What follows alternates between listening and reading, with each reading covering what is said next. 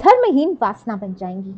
यानी ये सब अगर आवश्यकता से ज़्यादा हो जाता है तो धर्म से च्युत भी कर सकता है, आपको क्रूर बना सकता है।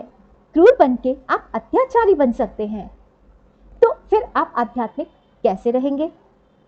बेशक आप तिलक लगाते हो, कंठी पहनते हो, सेवा करते हो, जितने भी ग्रंथ पढ़ते हो, लेकिन यदि आप इन सब चीज़ों में फंस जाते हो, अहंकार में फंसकर ये सब कार्य करने लगते हो, तो आप आध्यात्मिक कैसे रह गए?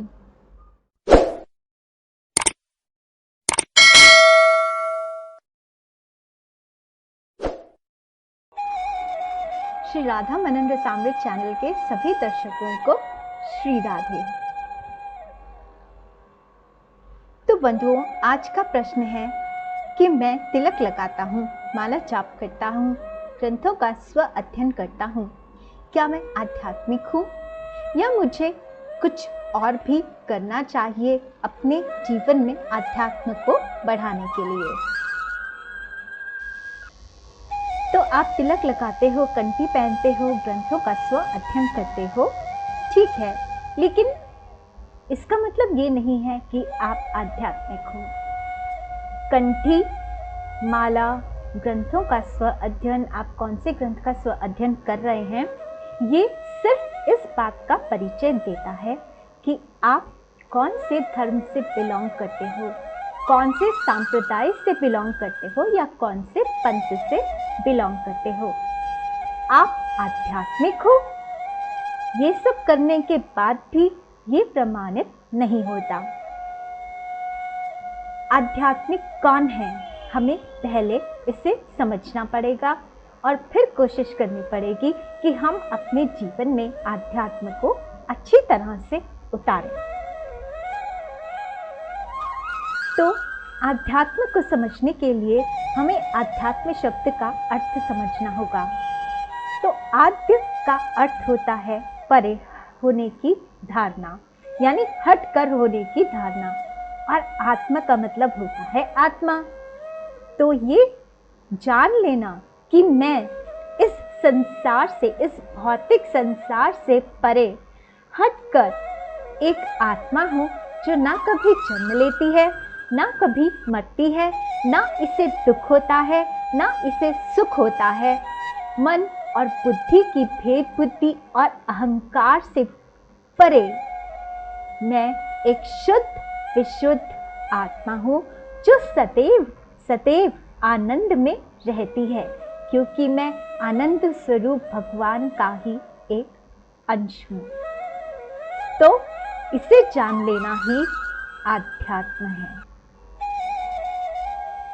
दूसरा, आध्यात्म का अर्थ होता है परम, द ग्रेट, यानी परम आत्मा। और तीसरा, आद्य का मतलब होता है अद्वितीय, यानी जिसके जैसा और कोई नहीं है। तो ये जान लेना कि इस संसार में सिर्फ एक परमात्मा है, उनके सिवा और कुछ है ही नहीं। कोई दूसरी चीज यानी भगवान अद्वितीय हैं, उनके जैसा कोई है ही नहीं, बल्कि उनके सिवा इस संसार में है ही नहीं। जो कुछ कर रहे हैं सब भगवान कर रहे हैं। ये सब जो समझता है और अपने जीवन में इसे उतारता है, वही आध्यात्मिक है, वही धार्मिक है।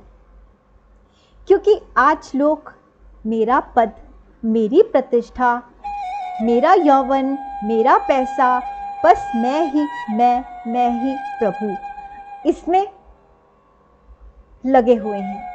लेकिन जो सच में महाप्रभु हैं और उनके जो अनुयायी हैं, वो तो इस पद, प्रतिष्ठा आदि को, सुकरी विष्ठा को एक सोने के प्लेट में रखकर खाकर पतित होना भर है।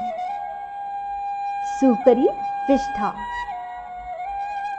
तो इन सब चीजों पर अभिमान करने वाला कभी भी आध्यात्मिक नहीं हो सकता। आप माला धारण कर रहे हो, आप कंठी धारण कर रहे हो, आप ग्रंथों का स्व अध्ययन करते हो, लेकिन वो स्व अध्ययन किसके लिए हो रहा है? क्या इसलिए कि यही बातें आप दूसरों को बताएंगे? अगर आप भजन भी गा रहे हो तो किस लिए गा रहे हो? इसलिए कि भजन गाना सीख कर आप जब दूसरों को सिखाएंगे तो दूसरे बहुत जल्दी आपकी ओर आकर्षित हो जाएंगे। क्या है आपका मोटिव? या फिर आप ये सब इसलिए सीख रहे हो कि आपको सांवरे को रिझाना है? ग्रंथ आप इसलिए पढ़ रहे हो क्योंकि आपको सेल्फ इंप्रूवमेंट करनी है। तो आपका एग्जैक्टली एम क्या है? और वही एम डिसाइड करता है कि आप आध्यात्मिक हो या नहीं। अगर सिर्फ पद प्रतिष्ठा प्रशंसा पाने के लिए आप इन सब शास्त्रों का अध्ययन कर रहे हो, अच्छा संगीत सीख रहे हो, तो आगे चलकर ये आपको 100% माया तो आपको मिलेगी ही।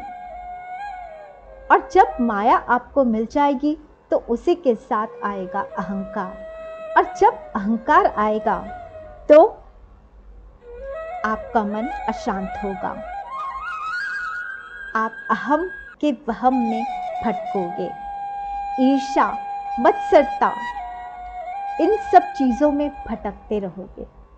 लेकिन वहीं अगर आपने इसे इसलिए पढ़ा है क्योंकि आप सांवरे की प्रसन्नता चाहते हैं, अपनी सेल्फ इम्प्रूवमेंट चाहते हैं, तो इसमें जो बातें बताई गई हैं, जो गुण बताए गए हैं, उन गुणों को आप धारण करोगे। सिर्फ लोगों को सुनाने के लिए नहीं पढ़ोगे, बल्कि वो गुण आपकी जीवन का, जिंदगी का एक हिस्सा होंगे।